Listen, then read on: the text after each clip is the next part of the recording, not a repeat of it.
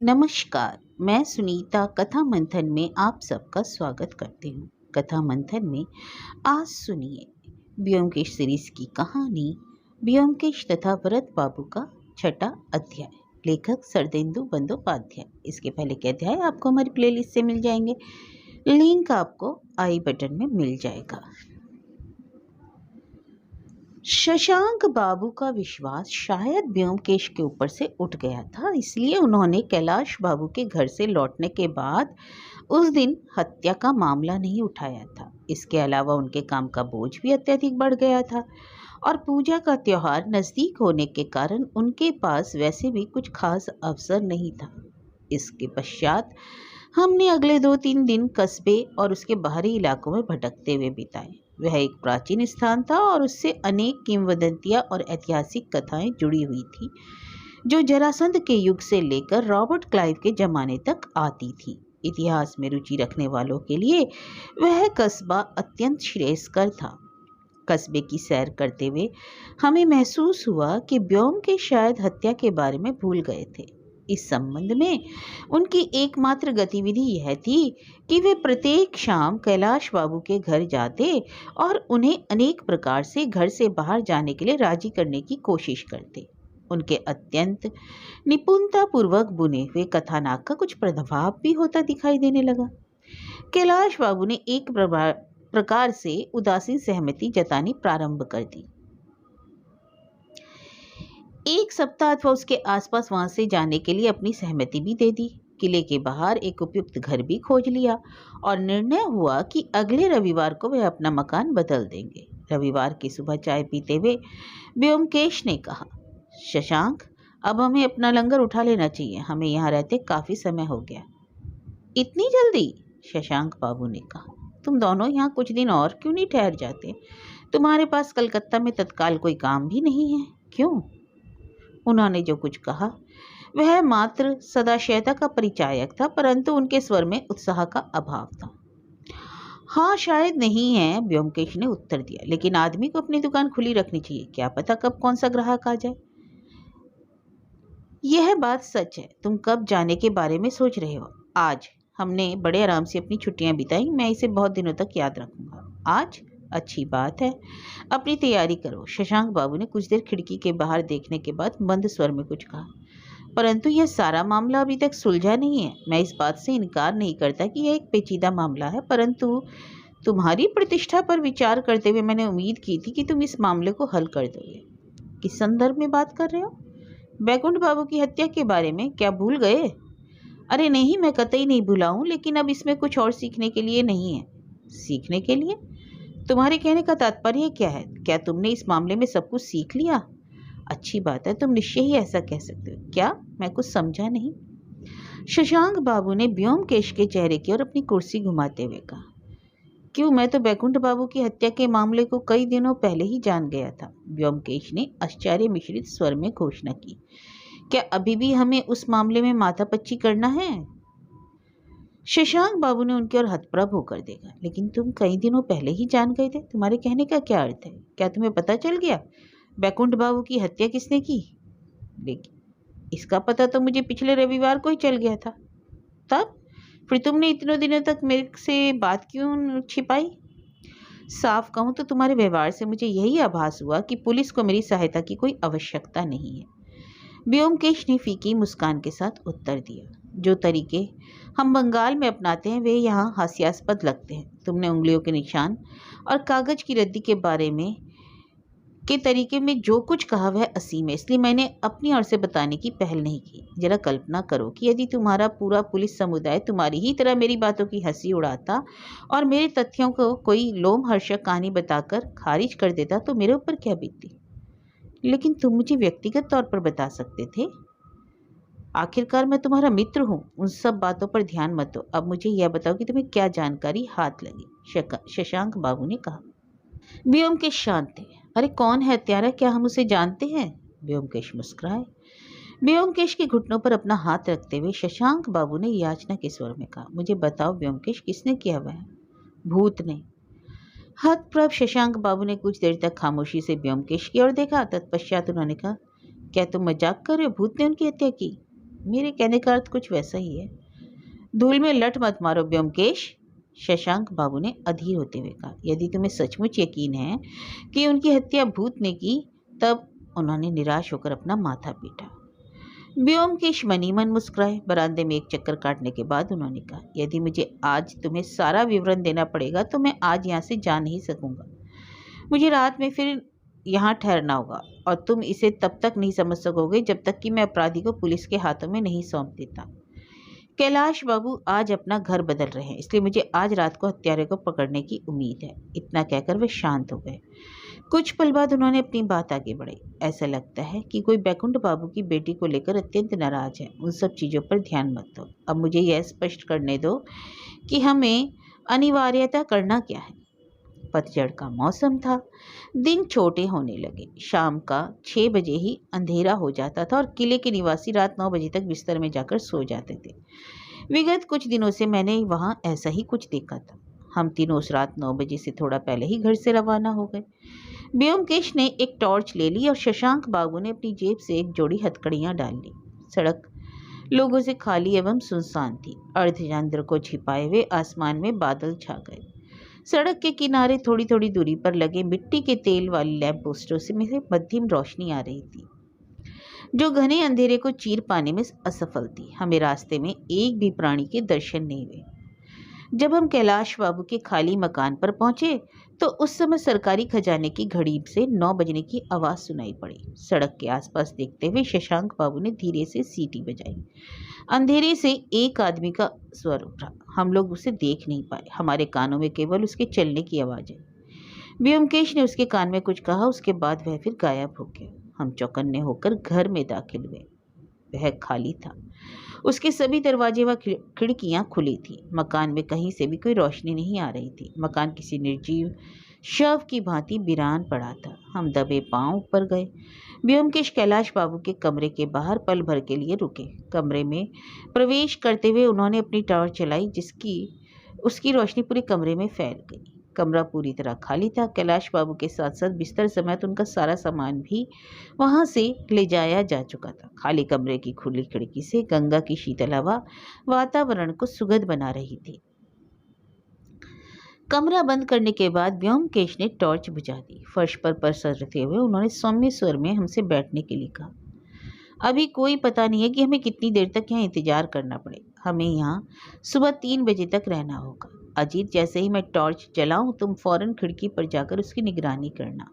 और शशांक, तुम अपनी पुलिस वाली ड्यूटी निभाओगे। कहने का अर्थ यह है कि अपनी पूरी शक्ति से भूत को पकड़ोगे। उसके बाद हम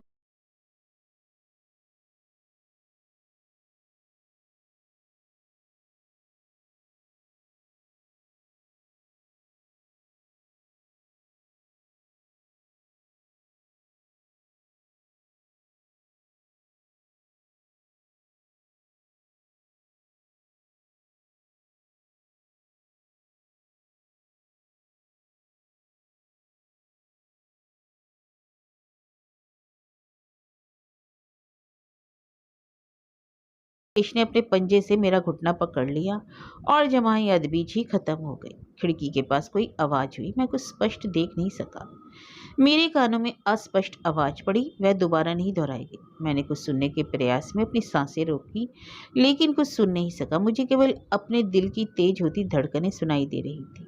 अचानक दरवाजे के पास किसी के पैर घसीटकर चलने की आवाज सुनकर मैं चौंक गया। एक आदमी ने कमरे में प्रवेश किया।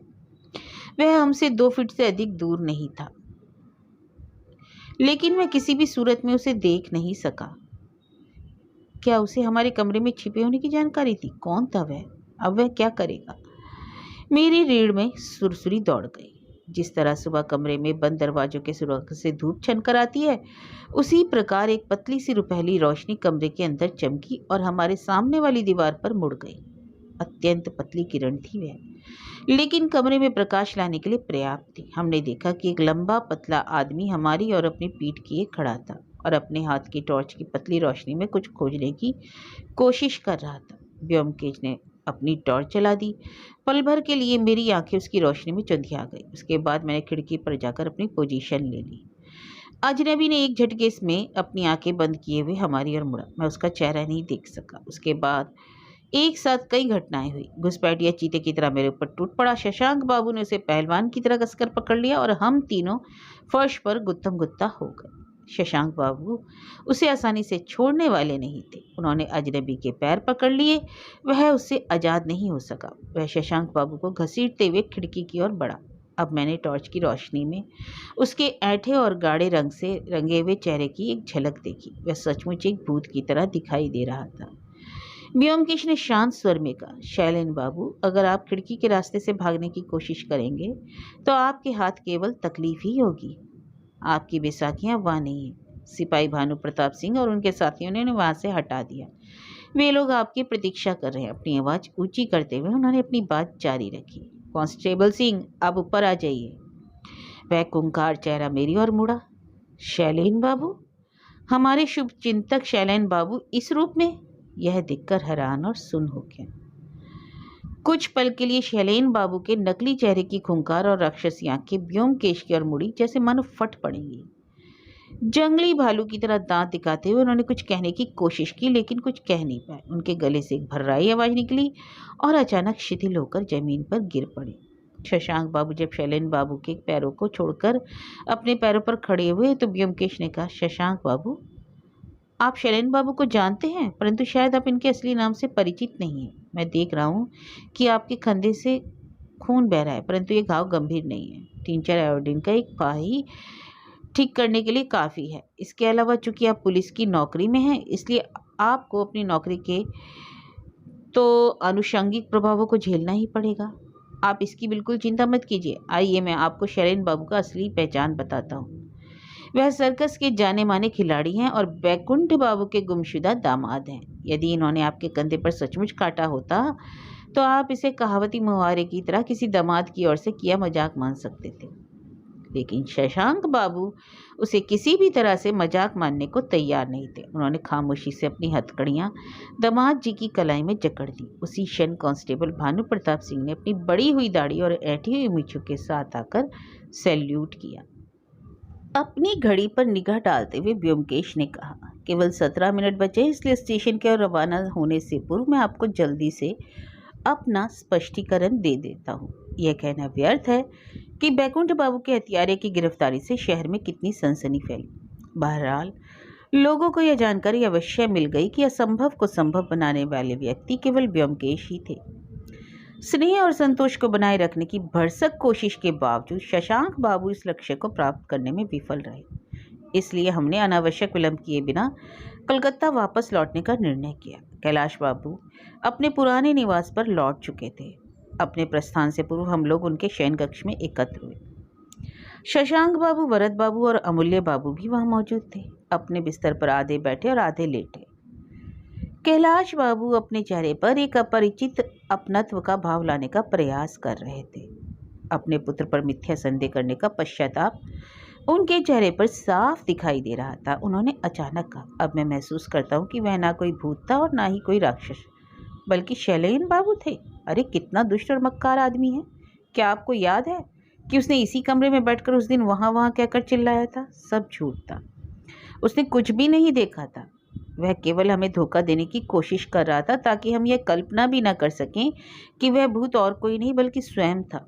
व्योमकेश बाबू, अब आप कृपया करके यह बताइए कि आपने इस रहस्य को सुलझाया कैसे?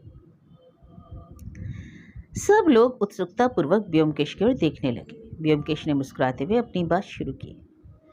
आप इसे गलत न समझे वरद बाबू, लेकिन मुझे भूतों और आत्माओं की बात पर कभी विश्वास ही नहीं था। मैं उनके अस्तित्व के प्रश्न में उलझना नहीं चाहता, लेकिन मुझे प्रारंभ से इस बात का संदेह था कि कैलाश बाबू के कमरे में दिखाई देने वाले कोई आत्मा नहीं थी, बल्कि वह हाड़ मांस वाला एक जीता जागता इंसान था। अब हम थोड़ी देर के लिए मान लेते हैं कि वह भूत कोई इंसान था। अब यहाँ एक स्वाभाविक प्रश्न यह खड़ा होता है कि वह कौन है और इस प्रकार का व्यवहार क्यों कर रहा है। यह रहने वाले हर एक आदमी को वह भूत के बहाने डराने की कोशिश क्यों कर रहा है? इसका एकमात्र उत्तर यह है कि वह यहाँ से सबको भगाना चाहता था। बहुत अच्छा। अब प्रश्न यह है कि वह सबको यहाँ से भगाना क्यों चाहता था? जैसा कि आप सबको ज्ञात है, बैकुंठ बाबू की मृत्यु के बाद उनके कीमती जवाहरात का कहीं नामो निशान नहीं मिला। पुलिस को संदेह था कि वह उन्हें लकड़ी के एक डिब्बे में रखते थे, जिसे हत्यारा उनकी हत्या करने के बाद साथ ले गया। परंतु मैं इस मान्यता को बिना कोई प्रश्न किए स्वीकार करने को तैयार नहीं था। मैंने कंजूस वैकुंठ के व्यक्तित्व के बारे में जितना भी थोड़ा बहुत जाना, उसके आधार पर मैं इस स्वीकार करने को तैयार नहीं था कि उसके जैसा आदमी इतनी मूल्यवान वस्तुओं को मामूली से लकड़ी के डिब्बे में रखेगा। कोई भी नहीं जानता वास्तव में वह उसे कहाँ रखते थे। फिर भी वे निश्चय ही इसी कमरे में कहीं रखे थे। इसके बाद प्रश्न यह उठता है कि कमरे में कहाँ। लेकिन थोड़ी देर के लिए चलिए हम इस प्रश्न को छोड़ देते हैं। भूतों की झूठी कहानी का एकमात्र तार्किक स्पष्टीकरण यह है कि वैकुंठ बाबू का हत्यारा जानता था कि जवाहरात कहाँ छिपा कर रखे हुए हैं, लेकिन उसे अभी तक उन्हें यहाँ से ले जाने का अवसर नहीं मिला। इसलिए वह घर में आए नए निवासियों को यहाँ से भगाना चाहता था, ताकि बिना किसी बाधा के कीमती जवाहरात यहाँ से ले जाया जा सके। तो इससे यह बात पूरी तरह स्पष्ट हो गई कि वास्तव में भूत ही वैकुंठ बाबू का हत्यारा था। जब मैंने वैकुंठ बाबू की बेटी से पूछताछ की तो मुझे उसके उत्तर में दो विसंगतियां दिखाई पड़ी। पहली की यह है कि उसने उस रात कुछ नहीं सुना। मुझे उसकी वह बात असंभव लगी, लेकिन बावजूद कि वह इस कमरे के ठीक नीचे थी और उसने अपने पिता का गला घोंटकर मारे जाने की आवाज़ नहीं सुनी। हत्यारे ने मृतक का गला घोंटते समय उससे जवाहरात के बारे में जानने की कोशिश की थी। दूसरे शब्दों में इसे लेकर दोनों में बातचीत भी हुई। वैकुंठ बाबू चीखे भी थे, फिर भी उनकी बेटी ने यह नहीं सुना। संभव है। दूसरी बात यह है कि वह अपने दिवंगत पिता की आत्मा की मुक्ति के लिए गया में अंतिम संस्कार करने की भी इच्छुक नहीं थी। सच्चाई यह है, वह जानती थी कि उसके पिता वास्तव में भूत नहीं बने थे, इसलिए वह आश्वस्त थी। और वास्तव में संभवतः वह इस तथाकथित आत्मा की सच्चाई भी जानती थी। किसी अनपढ़ महिला के अपने पिता के अंतिम संस्कार के प्रति अनिच्छुक होने का अन्य कोई स्पष्टीकरण नहीं है। वैकुंठ बाबू की बेटी के बारे में अटकलें लगाने की काफ़ी गुंजाइश है, लेकिन हम उसमें जाना नहीं चाहते। लेकिन उसमें जो बुनियादी बात है वह यह जानती है कि हत्या किसने की, इसलिए वह हमलावर को बचाने की कोशिश कर रही थी। पिता के अतिरिक्त किसी महिला का सबसे नज़दीकी व्यक्ति कौन हो सकता है? इसका उत्तर अनावश्यक है। मुझे पहले दिन से ही पता लग गया था कि वैकुंठ बाबू की बेटी एक पतिव्रता है, इसलिए इस हत्या के पीछे उसके पति के अतिरिक्त कोई अन्य नहीं हो सकता। मुझे पहले ही एक अन्य संकेत मिल गया था कि वैकुंठ बाबू का दामाद ही असली हत्यारा है। भूत 15 फीट ऊंचा था और वह पहली मंजिल की खिड़की में बड़ी आसानी से झांक सकता था। किसी साधारण मनुष्य के लिए संभव हो सकता है। उसने उस काम के लिए सीढ़ी का उपयोग भी नहीं किया। यदि कोई आदमी सीढ़ी लेकर आता तो उसके लिए इतनी जल्दी गायब हो पाना संभव नहीं था। तब उत्तर है लाठियाँ। मुझे विश्वास है कि आप लोग उनके बारे में जानते होंगे। वह एक जोड़ी लंबी लाठियाँ हैं। उन लाठियों की सहायता से चोर डाकू रात भर में 30 से 40 किलोमीटर दूर जाकर घटना को अंजाम देकर रातों रात लौट आते थे। आजकल कई सर्कसों में भी लाठियों पर करतब दिखाने अनेक कलाकार होते हैं। बिना नियमित अभ्यास के कोई लाठियों का कुशलतापूर्वक प्रयोग नहीं कर सकता, इसलिए यह अनुमान लगाना कठिन नहीं था कि हत्यारा कोई सर्कस से जुड़ा व्यक्ति हो सकता है। वैकुंठ बाबू का खर्चीला दामाद एक सर्कस समूह का अंग था। उसे अनिवार्यतः एक कुशल अभिनेता भी होना चाहिए था, इसलिए मेरा यह अनुमान और भी पुख्ता हो गया। लेकिन सब लोग तो यही जानते कि वह यहाँ नहीं है, 8 साल से लापता था। एक दिन बागीचे की तलाश करते हुए मुझे कूड़े के ढेर से एक कागज का टुकड़ा मिला। वह सर्कस का एक फटा पुराना इश्तिहार था, जिस पर शेर की तस्वीर छपी थी। उसके पीछे हाथ से कुछ लिखा था। ऐसा प्रतीत होता था कि लिखने वाले के पास कोई अन्य कागज उपलब्ध नहीं था। उस पर लिखे शब्द असंगत थे, फिर भी उसका अर्थ लगाया जा सकता था। एक कंगाल पति अपनी पत्नी से पैसे की मांग कर रहा था। अजीत, तुमने जिस शब्द की बेड के रूप में व्याख्या की थी वह वास्तव में बैंड था, हस्बैंड का खंडित प्रारूप। उसे देखने के बाद स्पष्ट हो गया कि एक निर्धन पति ने दूर देश से वह पत्र अपनी पत्नी के पास भेजा था, और यह कहने की कोई तुक नहीं है कि उसे कोई आर्थिक सहायता नहीं मिली। इस बात पर बहुत कम विश्वास किया जा सकता है कि वैकुंठ बाबू किसी ऐसे बदमाश को आर्थिक सहायता दे सकते थे जिसने अपनी पत्नी को छोड़ दिया। यह सब कुछ कोई 1 साल पहले हुआ था। 2 साल पहले शहर में कोई सर्कस आया था, इसलिए इससे अनिवार्यतः यही निष्कर्ष निकाला जा सकता था कि उसके पति ने वह पत्र किसी दूरस्थ क्षेत्र से भेजा था, क्योंकि वह उस समय अपने सर्कस के साथ था। उसने कागज के अभाव में इश्तिहार के पीछे पत्र लिख दिया था। कुछ महीनों के बाद पति मुंगेर आ गया। मैं नहीं जानता कि वह यहाँ पैसे पाने से कैसे सफल हुआ, क्योंकि वह अपने स्वास्थ्य लाभ के बहाने एक किराए के मकान में रह रहा था। उसे मुंगेर में कोई नहीं जानता था। वह जसोर का रहने वाला था और उसकी शादी नवद्वीप में हुई थी, इसलिए उसे बैकुंठ बाबू के दामाद के रूप में जानने वाला यहाँ कोई नहीं था। बैकुंठ बाबू को भी शायद अपने दामाद के आने की जानकारी नहीं थी। वह पूरी तरह आश्वस्त बने रहे, लेकिन दामाद ने गोपनीय जानकारियां जुटाई और एक योजना बनाई। चूंकि ससुर जी स्वयं अपने दामाद को कोई धन नहीं दे सकते थे, इसलिए उसने अपनी विरासत प्राप्त करने के लिए बल प्रयोग किया। इसके बाद वह लाठियों के सहारे उस रात खिड़की के रास्ते अपने ससुर के शयन कक्ष में दाखिल हुआ और अप्रत्याशित रूप से उसे अपने कमरे में देखकर वह थोड़ा व्यथित हुए। लेकिन उनका दामाद अपनी जिद पर अड़ा हुआ था। पहले उसने अपने ससुर की हत्या करने के बाद जवाहरात की खोज की। बैकुंठ बाबू का जीवित रहना उसके लिए परेशानी का कारण बन सकता था, इसलिए उनकी हत्या करने के लिए वह तैयार होकर आया था। लेकिन उसे खजाने को ले जाने का अवसर नहीं मिला। उसकी पत्नी नीचे जाग गई थी और वह ऊपर आकर दरवाजे पर दस्तक दे रही थी। उस रात दामाद केवल एक मोती लेकर भाग गया। शेष खजाना जहाँ का तहाँ बना रहा। बैकुंठ बाबू ने अपना खजाना एक विचित्र स्थान अपने कमरे की दीवार में छिपा रखा था। दीवार की सतह को कुरेद कर उन्होंने उसमें एक छोटा सा सुराग बना रखा था। वह उसमें से कोई रत्न निकालते और बाद में दीवार की सतह को चूने से भर देते। इस काम के लिए उनके पानदान में पर्याप्त चूना रहता था, जिससे उनका काम आसान हो जाता था। दीवार से कोई मोती निकालने से पूर्व ही दरवाजे पर दस्तक सुनकर उसने जल्दबाजी में वहां चूना लगाकर उस सुराग को भर दिया, लेकिन उसके अंगूठे का निशान चूने पर बना रह गया। पहले पहल मुझे भी इस बात पर आश्चर्य हुआ कि बैकुंठ बाबू ने अपने रत्नों को कहाँ छिपाया। उस दिन कमरे का निरीक्षण करते समय जब मैंने उंगलियों का निशान देखा तो मैं तत्काल सब कुछ साफ तौर पर समझ गया।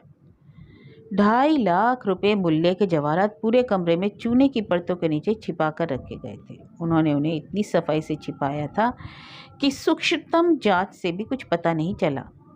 तुम्हें उन शेष 50 रत्नों को खोजने के लिए काफ़ी कठिन परिश्रम करना पड़ेगा शशांक। मेरे पास अधिक समय नहीं है, वरना मैं स्वयं यह काम कर देता। फिर भी मैंने पेंसिल से उन स्थानों पर निशान लगा दिया जिससे तुम्हें खोजने में अधिक कठिनाई नहीं होगी। अतः अब हम इस तथ्य से अवगत हैं कि अपने ससुर की हत्या करने के बाद दामाद केवल एक मोती अपने साथ ले जाने में सफल हुआ और अब वह शेष रत्नों को खोजने का प्रयास कर रहा था। लेकिन यह दामाद कौन है? निश्चय ही वह इसी कस्बे का निवासी और संभवतः हमसे परिचित भी है। हमारे पास उसकी उंगलियों के निशान है, परंतु केवल वही इतने बड़े शहर में उसे खोजने में सहायक नहीं हो सकते। पर विकल्प भी क्या था? मुझे उस शाम भूतहा वाहन मेज पर एक अवसर मिल गया। मेज पर एक भूत दिखाई पड़ा। मैंने महसूस किया हम में से कोई एक उस मेज को हिला रहा था और उसे ही हत्यारा होना चाहिए था। भूत की गवाही अपने आप में एक पूर्ण साक्ष्य थी। मैंने किसी बहाने से हर एक की उंगलियों का निरीक्षण किया और उंगलियों का निशान शैलेन बाबू की उंगलियों से मेल खा गया। इसलिए उसके बाद मेरे मन में कोई संदेह नहीं रहा कि शैलेन बाबू ही हत्यारा था, और शायद आप लोगों में से भी किसी को किसी अन्य पर कोई संदेह नहीं होता। अतः शैलेन बाबू को अपना लक्ष्य प्राप्त करने के लिए वरद बाबू का शिष्य बनना आसान था।